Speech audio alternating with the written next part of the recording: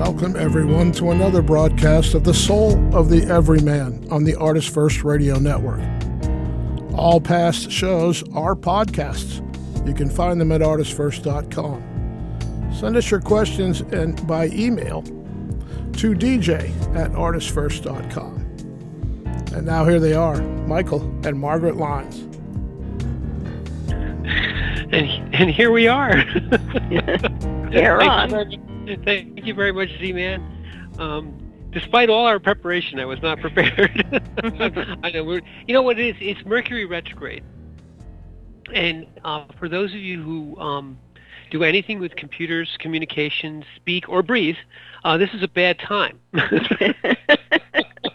You know, my computers, just to digress for 1 second, my computers have just been wacky. When I walked in this morning, my computer was doing electric boogaloo on every screen that I had. It was like confetti. I had to turn it off. It was bad. Wow. Anyway, so welcome to the Soul of the Everyman, where the electronic gremlins will not get us, and where tonight we're going to be talking about something. Usefulness. Yes. Yes, we will. And the thing that's making me look around here and sound like I'm having a stroke is I'm looking for the email that we're starting from. There you are. Thank goodness. Okay. So you came up with this topic the other day, and the word you had for it was usage. Mm-hmm. And I want you to go into it, but in essence, what the idea was is that that the modern world, perhaps we might even say the basic trend in society, is that everything is valued based on its ability to be used. Right. Well, it was the idea. It was something that God's divine touch put this thought in my head, that the foundation of the society that we've built right now is based on being able to be useful.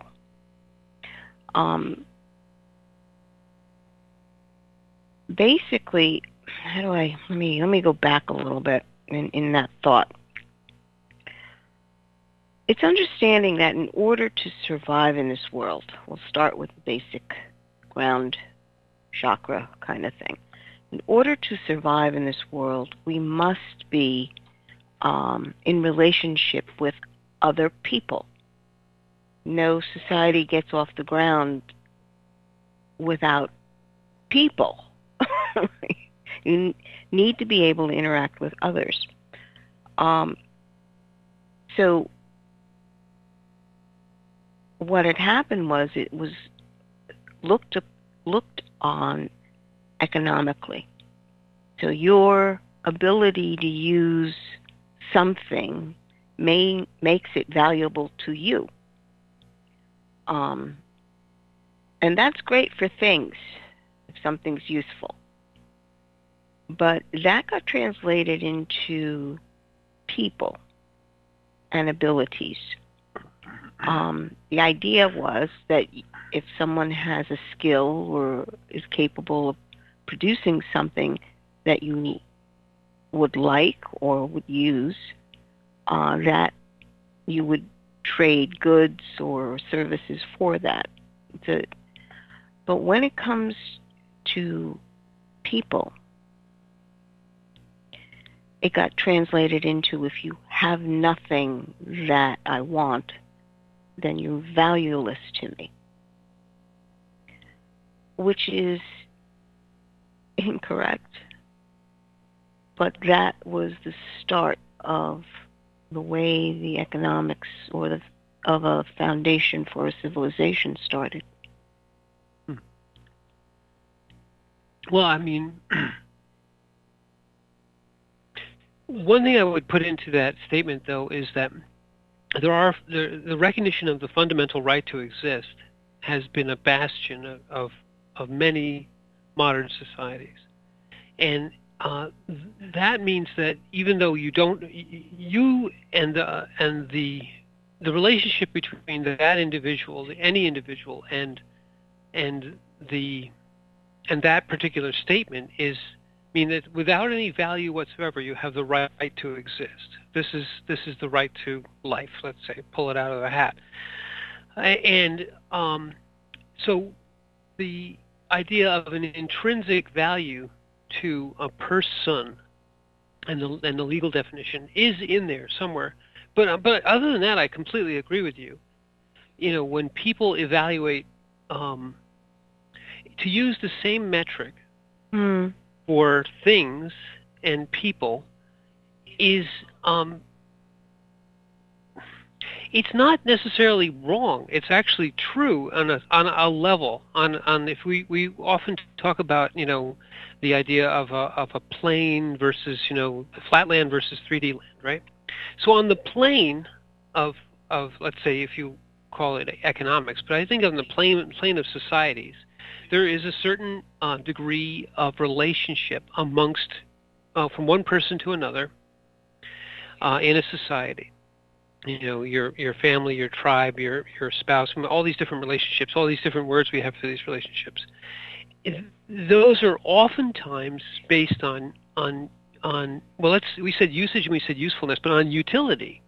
On whether this person has some thing that they can do for me. So it's very focused on, what can this person do for me, and then the concept that you just mentioned too kind of falls out of that. Well, if I want something from this person, and in a society which doesn't condone unremunerated taking, stealing, let's say, if you can't steal it from them or take it from them without giving them something of value, then I have to provide value. And now on this plane, as a truism, you have to trade things. Now, is that wrong or bad? No. It's neither wrong nor bad. Is it complete? Mm-hmm. Also, no. This is true. It's not. It's a mix-up or a mishmash of. You've got a general concept that you basically want to apply to everything at this point. All you've got is a hammer. Everything looks like a nail. So people just keep using this concept of, well, it's got to have value. But value, just the word itself, is a very personal thing. Value to whom is the question. And it does not necessarily take in the intrinsic value of a life.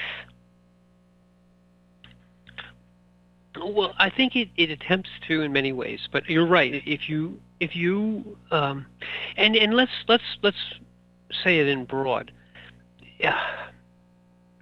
When you hear about a disaster, the degree to which it affects you is directly based or based almost entirely on how much you identify or have a relationship with the things that are involved. Right. So and this is an entirely human thing. When you hear about 10,000 perish in floods in the middle of who knows it stand, you go, oh, that's terrible, and you move on with life. Now, you're not an uncaring, unfeeling monster. You're just unable. None of us are able to care, with the exception of certain saints, to care that much about something which happens, which is very distant from us. Oftentimes we'll feel bad. Maybe we'll be impulsed to do something, give a little money or whatever. But then you move on with your life, and then you might months or years later say, "Oh yeah, remember that terrible thing?" Da-da. Okay. However, if your house burns down, you are completely, totally devastated. If your family member passes away, it strikes directly to your heart, because these things, and you can put this in economic terms. These things have a value to you, and I would say that the feeling of sadness, which is directly correlated with the experience of loss. Sadness is the emotion which is triggered by loss. When you lose something, you are sad about it.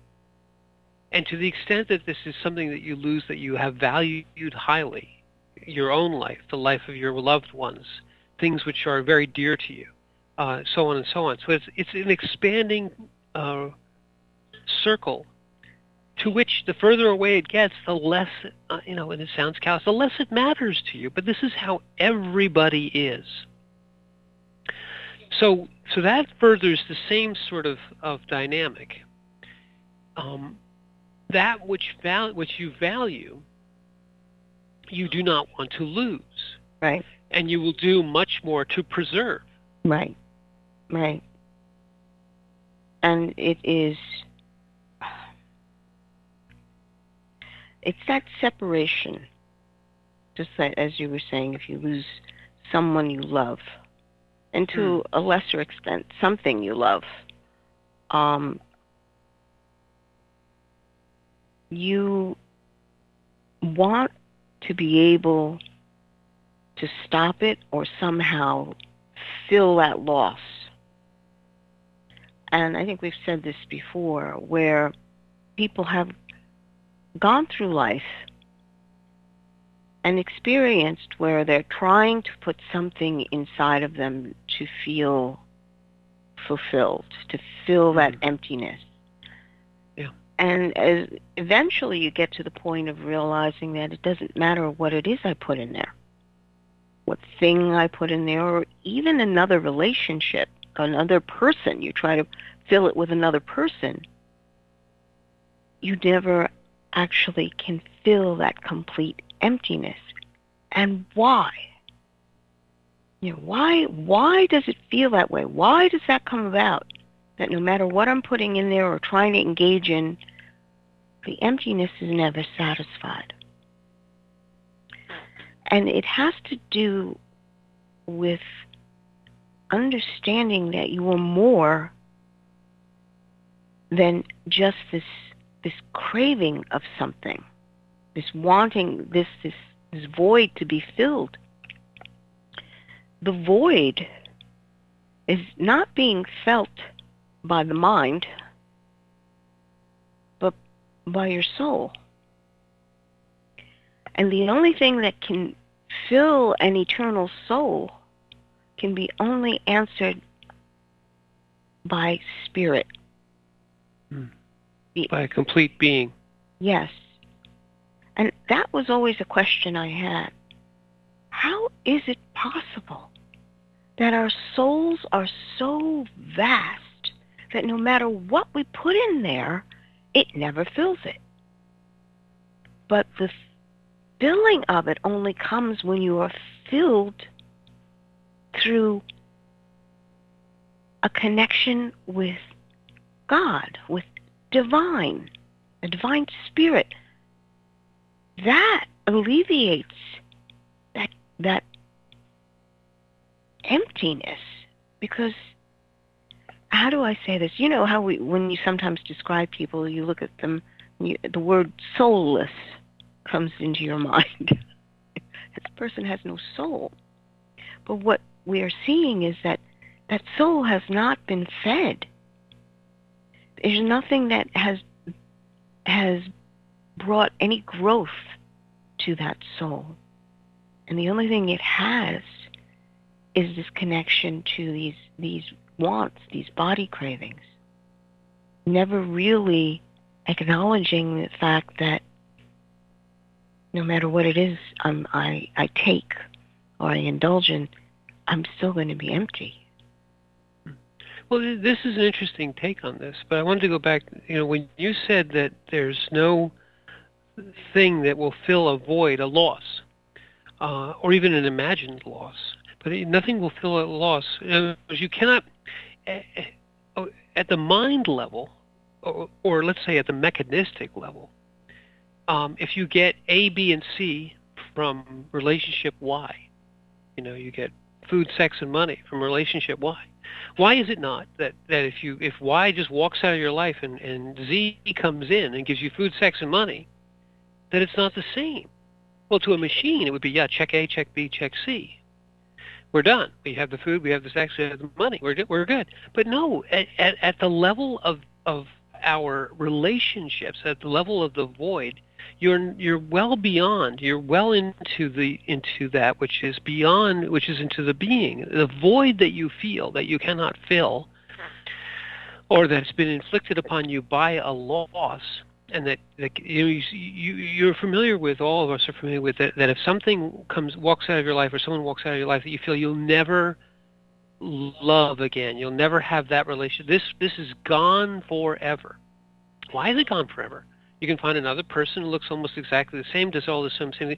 It's not the same, right? It's not the same. Or it isn't the same. The converse can be true. You can have a relationship that was totally awful, and that ends, and then you have another one, and then suddenly it's completely different. It's wonderful. I'm with you. I'm not comparing relationships. What I'm trying to say is the loss, the void, is unfillable for every unique and individual relationship, because you're not on the plane of economics or usefulness. Right. You're not on the plane of checking boxes A, B, C, and D, and then we're good. You can't just and the mind would say, oh yes, as long as I have 3 hots and a cot, and I get this and I get that, I'm good, right? Everything's check, check, check.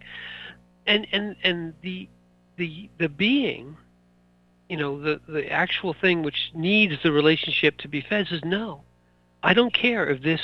Let's bring it down to the level many can understand. You lose a dog, and you get another dog, and you're like, but I don't care how many other dogs I get. This relationship I had with this particular animal will never be replaced. People have done crazy things. They've gone and cloned their dogs or cats or whatever, their sheep, and Dolly died, by the way. Anyway, Dolly, it didn't matter.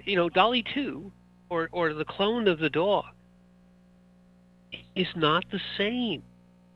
Why is it not the same? You have to think to yourself, well, why is it not the same? What you just said, though, is exactly why. Because the void that has been placed within you, both the intrinsic void, the need for relationship with the greater, as well as the voids which are carved out of you by loss, are because you had a unique.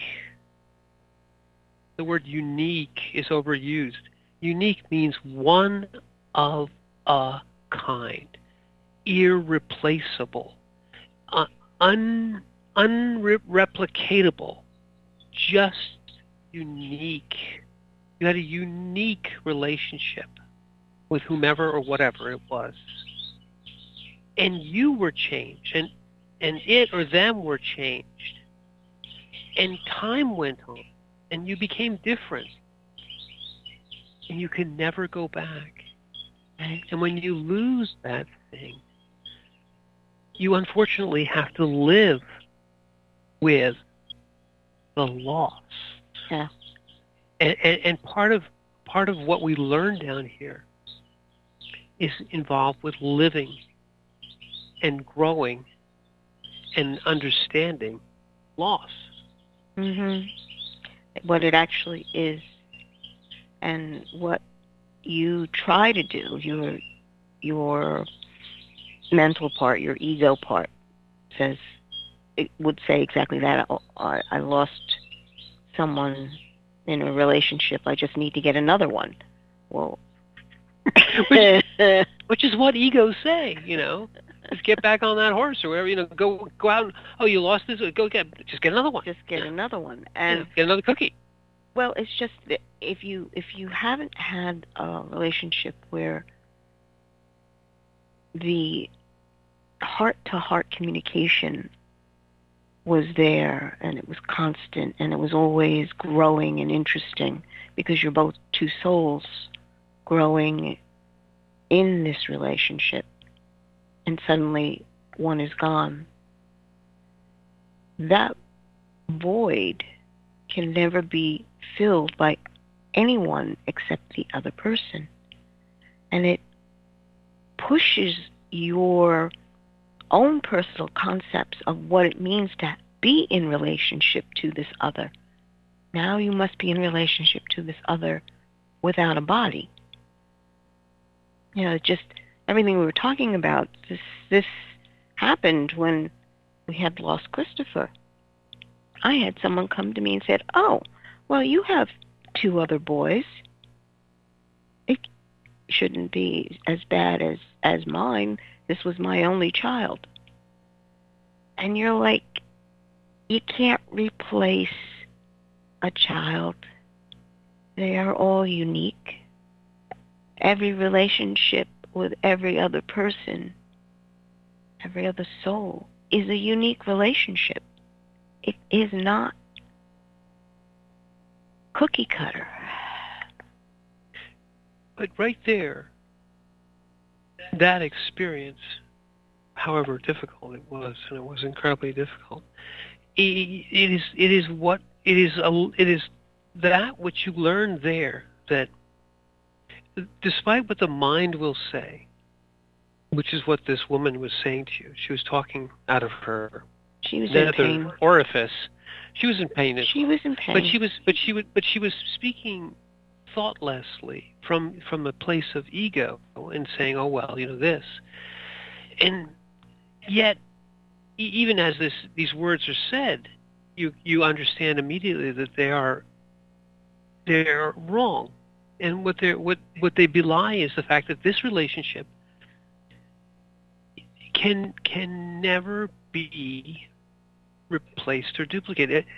One of the things, Margaret, which is so dangerous about relationships, is that when you enter into a relationship with somebody, you are opening yourself up, we all understand this, to loss, to pain.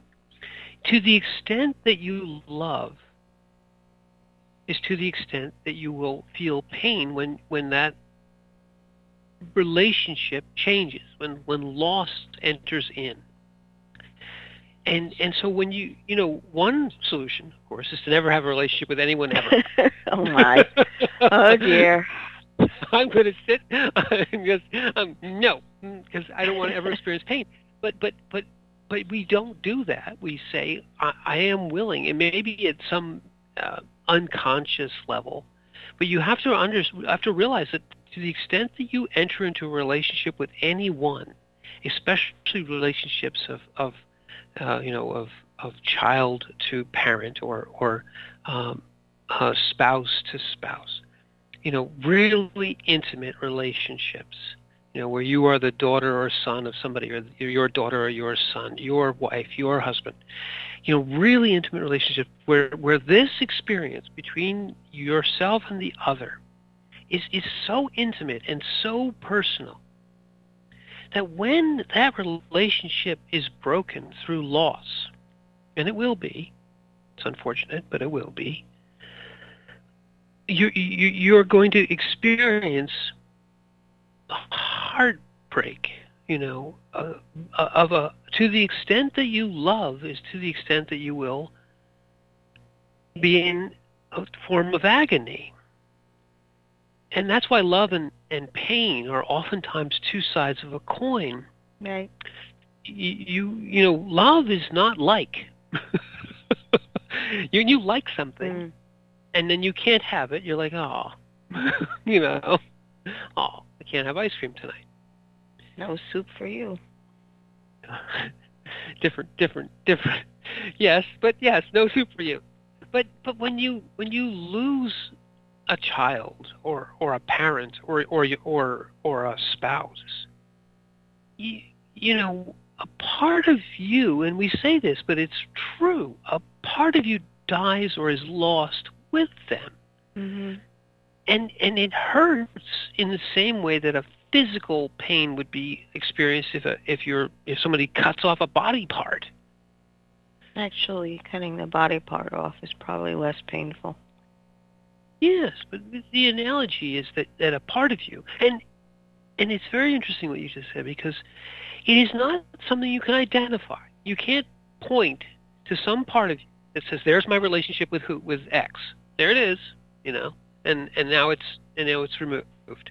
No, just as you are an invisible being, clothed within flesh, your relationships are with other invisible beings who are clothed in flesh for a period of time. You can't point to the relationship. You can't say, "Well, here it is, and now it's not." No. You can't point to you. There's no part of you that you can point to. Oh, your brain. No. No part of the brain. No particular section has the you bits. It is you, invisible, immaterial, that has a relationship with the other, invisible, immaterial. So you mentioned this earlier, Margaret. The relationship carries on past the physical death of one or the other. Why? Why? The mind says, "Well, they're gone." No. Why? Is because the relationship was never between the two bodies. Right. It was never physical. It was always at that level. Well, the physical is a vehicle in which to explore what the relationship is. And when the other is gone, it forces you to realize that your relationship is still not dead just because the physical body is no longer there. But the part of you that is here in this body is in extreme pain because it's everything that it knew is no longer there. And I think that is probably the hardest fight you'll ever have with yourself, is getting that part to realize that the love that you have experienced is not gone. Because the physical part says, "Well, of course it's gone. I can't touch him." What do you mean? And it takes time, and it takes processing, letting go of the anguish, because you have to decide that you're going to expand your relationship with the one that has gone on. You got to let go of everything you knew. Doesn't mean that it's invalid or lost somewhere, but you are given an opportunity to expand all of it. And it's not an easy battle with yourself. I mean, you're taking yourself out of this pleasant plane of usefulness, right, of relationship, obvious back and forth, obvious back and forth, of relationship that is based on, you do this for me and I do this for you. I'll scratch your back, you scratch mine. Don't misunderstand. This is perfectly good. Totally says, go out and have a good time, have an ice cream. You be on that plane, live on that plane, but realize that the vastness of you is not contained in usefulness. Correct. And the vastness of your relationships is not contained in the physical. Anyway, let's go back to the studio, have a little break, kind of calm down, realize that these aren't useful times. These are non-useful times. And we'll come back on the other side. We'll talk a little bit more about usefulness.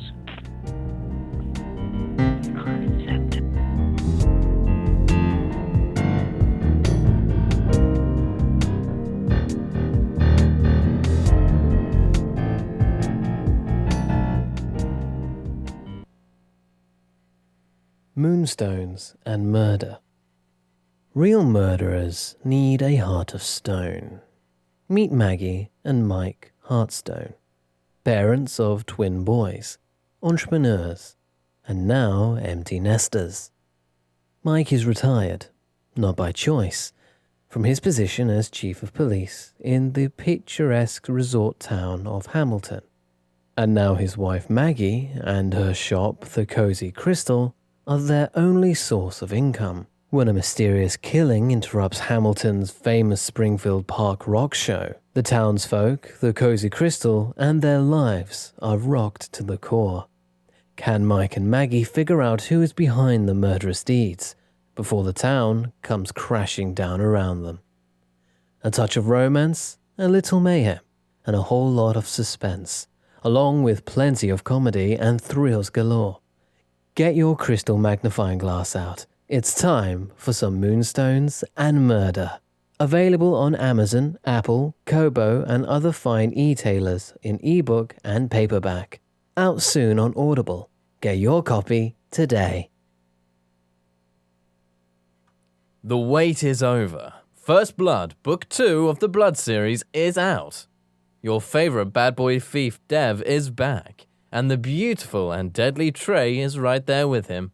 She is sharp, sexy, and full of surprises. Their adventures continue as a new power arises to threaten the world. The heart of creation is under attack, and time is definitely not on their side as they battle against their enemies' undead hordes. Can they unlock the hidden power that can defeat him, or will his forces draw first blood? Get all 3 installments in the series. Book 0, It's in the Blood. Book 1, Destroyer's Blood, and the new release, Book 2, First Blood, today. Available in ebook and paperback format on Amazon, Kobo, Apple, and most other fine e-tailers. The Fat Man Gets Out of Bed is the latest book from Michael Lyons, the award-winning author of There is a Reaper. Featuring 13 original stories, this wide-ranging collection has everything. Forbidden love, gods versus demigods, weird invading aliens, sexy seductive artificial intelligence, and unusual passion between the living and the dead. All set amidst fantastic worlds of pain and loss and boundless joy. From the sublime to the macabre to the bittersweet, The Fat Man Gets Out of Bed will leave you breathless with laughter, brimming with tears, trembling with suspense. Available now on Amazon.com, Google Play, iTunes, Kobo, and fine e-tailers everywhere. Rick Riordan fans, love mythology with plenty of action and humor? Destroyer's Blood is for you. The new fantasy novel by award-winning author Michael Lyons is Book 1 of the adventures of Dev Kalian, the Blood series. Follow Dev and his magic sword Betrayer as they are suddenly attacked and forced to return to Olympus to fight in a war they want no part in.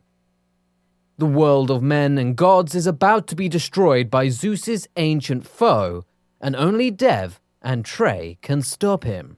The conflict never stops, and the amazing twist will have you on the edge of your seat. Act now while the ebook is on sale for only 99 cents.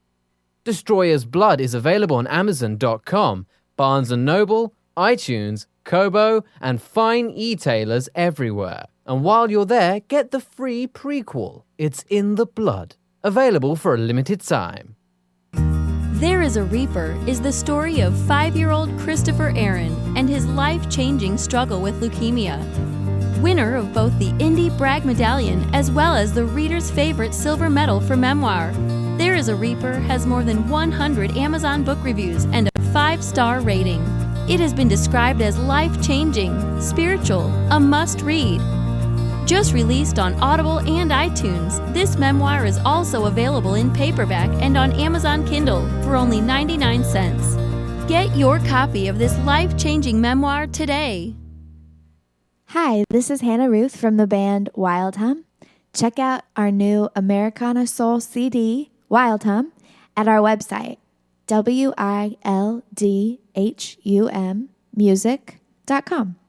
And you are listening to the ArtistFirst Radio Network. Thank you.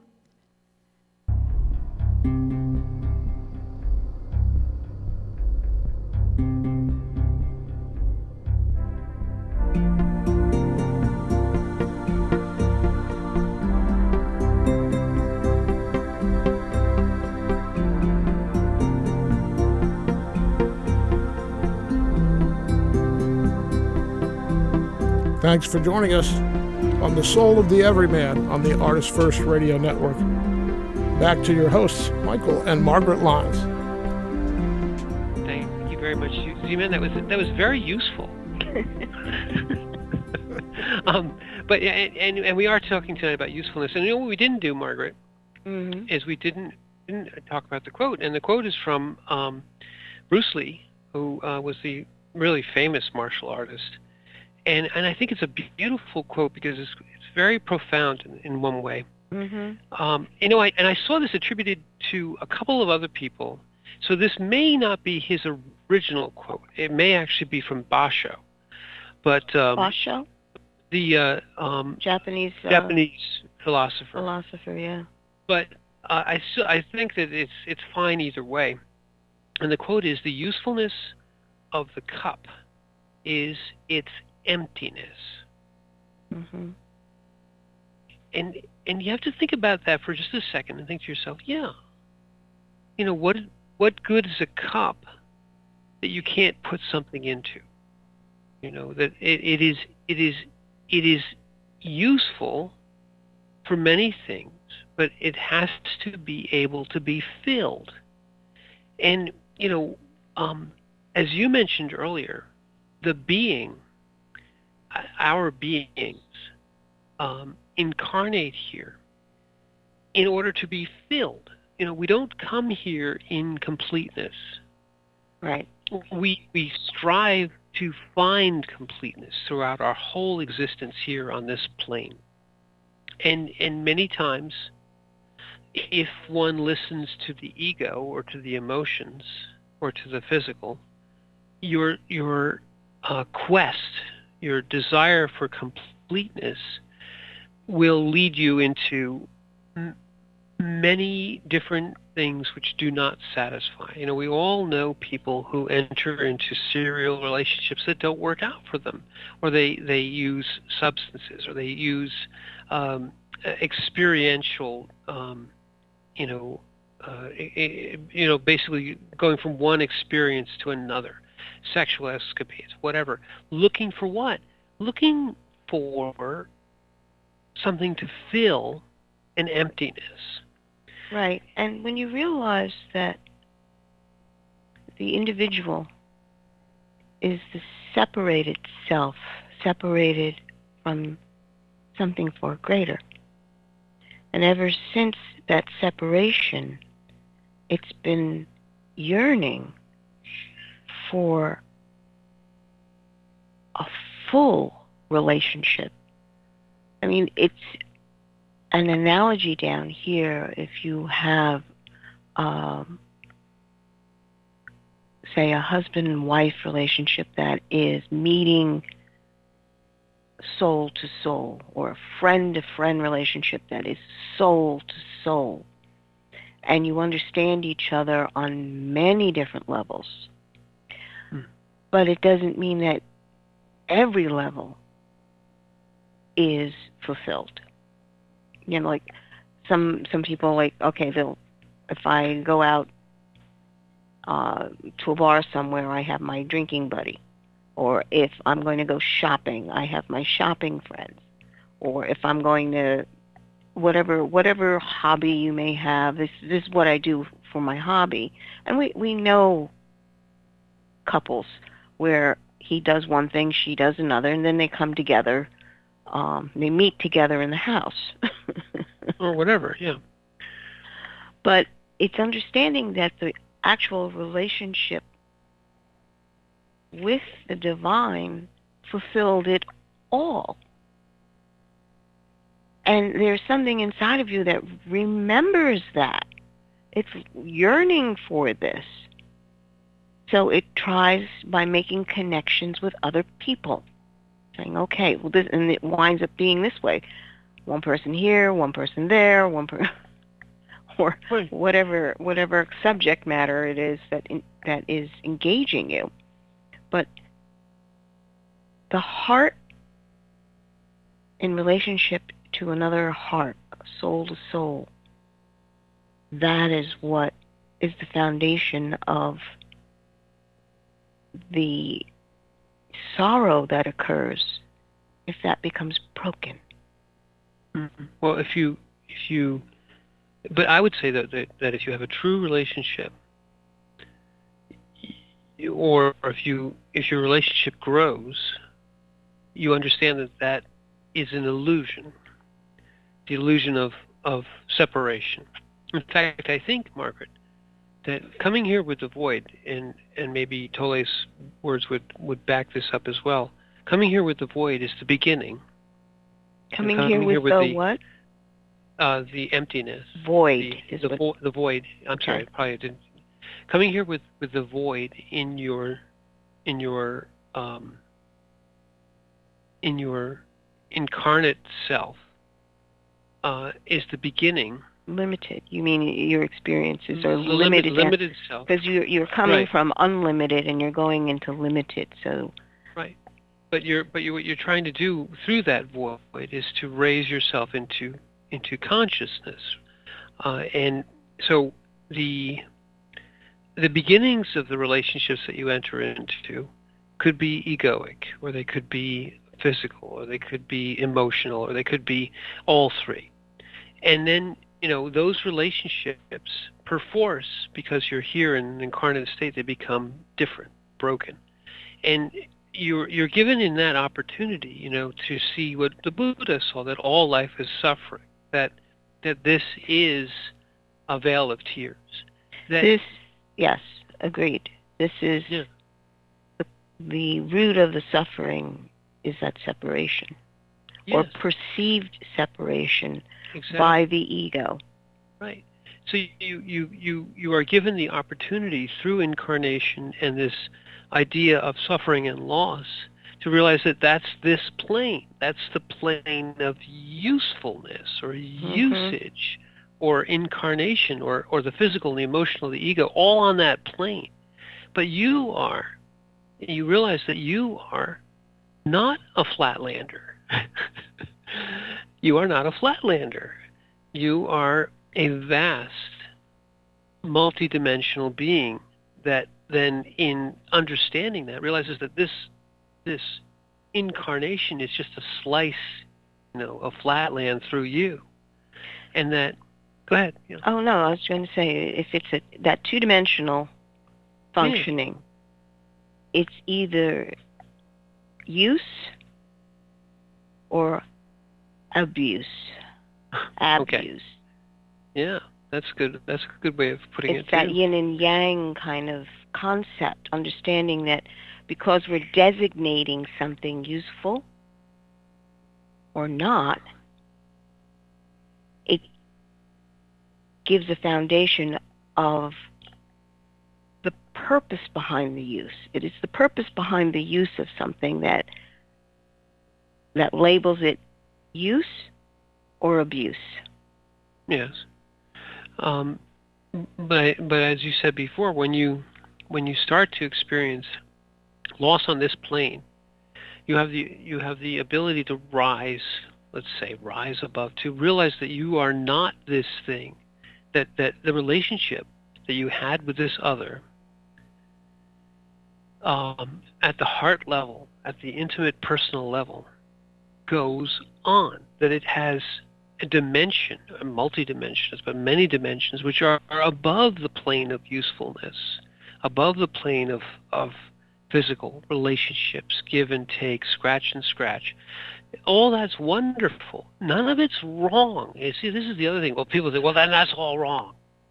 No. That's just what is.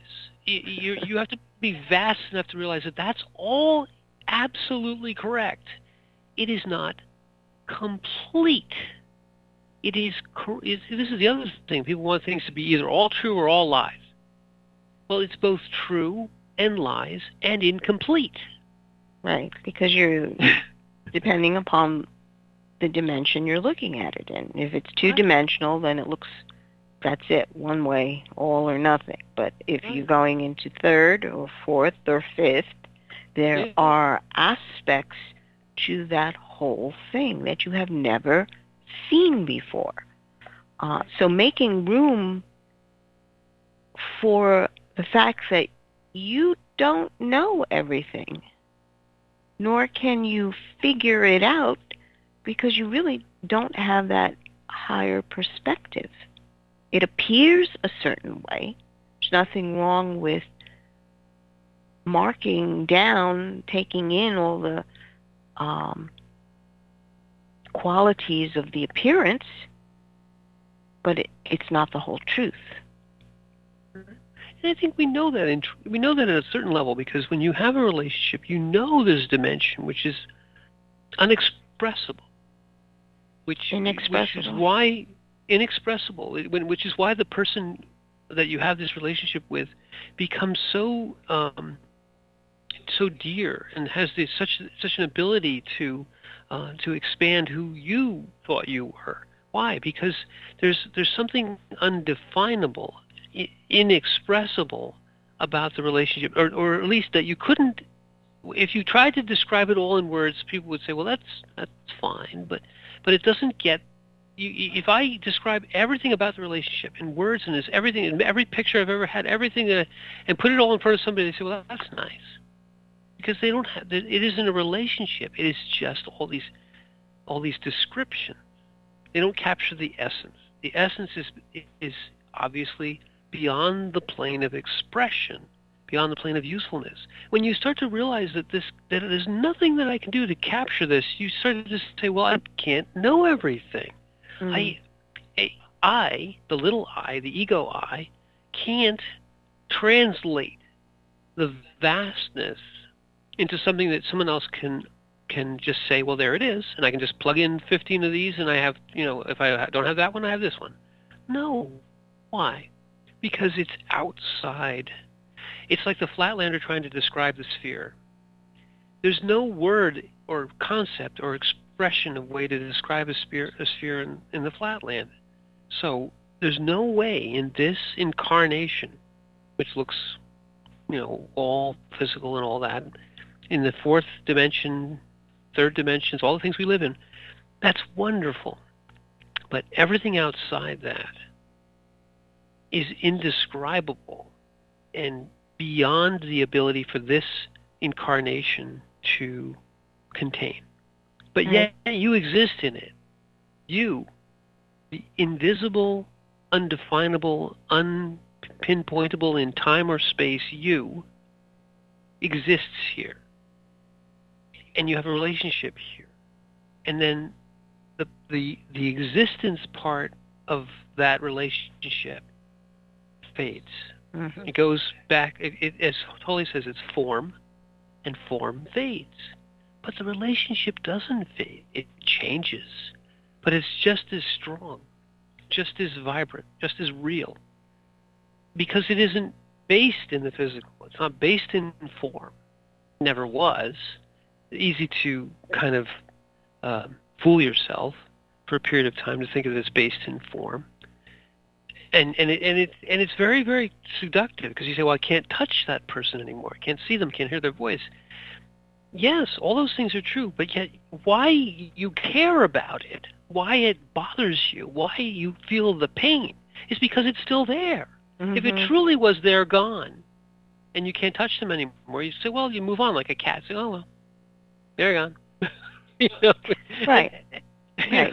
Without, if it was so interchangeable, you really wouldn't care who exactly was on the other side of this relationship. To the depth that it pains you is because it's not a physical relationship or a relationship in this plane. Why does it pain you? Because it's not what you can see, touch, taste, feel. It's not form. It's beyond form. And therefore, the pain you feel is beyond form, too. It's a soul pain. It's a spirit pain. And it's also a spirit relationship. Right. And it is allowing, again, the soul is feeling the pain of the emptiness or the void. The piece of your heart has been ripped out. Mm. And it is only through spirit that you're going to be able to come to wholeness again. Mm. But it does take time. And it means that the ego is going to have to let go, because the ego has no way of healing this wound. It will give you many suggestions. In fact, other people who want to help will give you suggestion after suggestion to try to help you, because they feel, that's the interesting thing. They look at you and they feel some measure of discomfort because the soul is crying out. And they want to do something, but the only thing that they can come up with, which is basically they go immediately into thinking of what can I do to help, instead of just opening your arms and giving a hug without words, because they are actually feeling the distress, the pain, that they have no words for. And many times that frightens people because they've never touched into that depth before. Well, there's so many things here, but that part is because what they're touching, the depth they're touching into, is outside of the plane of existence. Is frightening if you haven't gone there before, because you're being tempted to go into a realization of where relationships really are. Frightening. But what you said earlier was so profound. The fact that there's no healing this on the physical plane leads you through suffering. But you can get there without it. But through suffering, it leads you to this truth, the heart true truth, that these relationships are not with anything related to form. They appear in form, but once you begin the relationship, you can feel that when you get into an intimate relationship, it's not based in form anymore. Why? Because in an intimate relationship, which may have started in form becomes less and less and less important, completely unimportant, as the relationship grows. You no longer care what they look like, whether they're disabled, whether they're sick, whether they're this, whether they're a million miles away. None of that matters anymore. You just know that they are a part of you and you are a part of them. Right. And then it changes, and you're tempted by loss to realize, to think, well, it's gone forever. But it's not true. Well, it's not true. It's the ego that keeps telling you, oh, he's gone forever. You can't touch him. You can't. And it basically, your ego is reopening a wound that's trying to heal. It's like, look, I want you to look here. Look, 2 dimensions. No, not here, not here, not here, not here. And you're just right. Well, then it's the ego. But as you grow into that different part of the relationship, it takes you out. It takes you into what? Into spirit, into something which is beyond this. So that's again the danger of relationship. And the beauty of relationship is that why we come here to realize that we are vast. And we realize it through relationship. It's understanding that love is vast and limitless and has no boundary that we can even try to conceive of. Okay, we when we're down here in relationship, we think we know what love is. This is the plane where you're trying to figure out what love is, and so it's got to be this. It's got to have this list of boxes that's got to check off, and that means you have a love relationship. But what a true love relationship, one that has no boundaries, is scary for the ego. Because the ego feels that it will be completely lost in that relationship. It dissolves at that point. But what is actually happening is your form, your concept of who you are actually expands in a love relationship, because the communications are on many, many different planes, not just the ones that have little check boxes next to them. And this is interesting because even if a relationship starts and ends in the check boxes, it's something which is not fulfilling. it's a relationship which we go from one to the next, and I'm always feeling unfulfilled. I can never find my soulmate.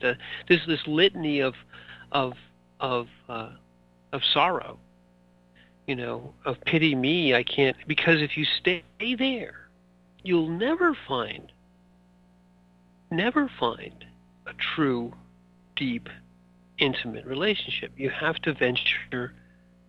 You may start in form, but relationship either outgrows form, or if you stay in form, it will not last. So you start in form, and you begin intimacy with whomever this is, this other, and you immediately, through the heart and through this relationship, realize that the relationship immediately expands beyond form. And if you follow it, and you grow, and the two, let's say it's two in the relationship, the two grow together. They both expand beyond form, and then you have a relationship which is expressing a portion of your vastness, a portion of the other's vastness, and to the extent that you can go further and further into that which is not form, you can lead yourself into consciousness through relationship. Or it is revealed to you. Because better way to put it. Yes, it is revealed to you because the relationship is always there. Yeah. Always. A heart-to-heart relationship is eternal. So it is always there. It just happens to intersect in this plane of time and space. So it is revealed to you that this has always been and will always be, but you get to explore the different aspects and pathways that this relationship can bring you. Right. So that's a wonderful way of putting it. It's revealed to you, because in as with all revelation, there's knowledge which you already had, which you realize. Right. When you're born down here, you forget. How many myths are there that we all drink from the cup of forgetfulness? Yeah. So that useful cup was used to drink the waters of forgetfulness. Well, yes, the useful cup. But the waters of forgetfulness, the revelation that you get through relationship, and the realization of your own vastness is another way, another path to consciousness. And the path of basically going into non-thought. Tolle's just moving yourself into just being. But in true relationship, you are just, again, being. You're being with the other. You mentioned earlier about loss. Just being. Sitting Shiva, being with somebody in loss is so much better than trying to tell them, well, you can do this, or you can do that, or you can have this, or you can have that. And all that's well-meaning, but it's when you force that down into the plane, everyone knows it's false. And then when you go away from it, you go, this one just they think all I need is a shot or a pill or another this or another that. And they don't understand me at all, right? That's what you say. The ones who truly understand you understand that they are you, and that we'll all be there, and that all you can do in that moment is just open your heart up and say, I am vast, you are vast, and we'll all experience this loss. Yeah. No, those are anyone who has experienced a heart loss like that understands there's nothing you can say. And the ones that come to me and say, I have no idea what it means to go through this, but can I hug you? Yes. It's just the pure honesty right there. I've not had this experience, but I love you enough to embrace you. Right. Do nothing useful, just embrace them. And unfortunately, we've reached the end of our usefulness here, the end of our hour. All righty. But thank you. I'm Michael Lyons. And I'm Margaret. And thank you for listening.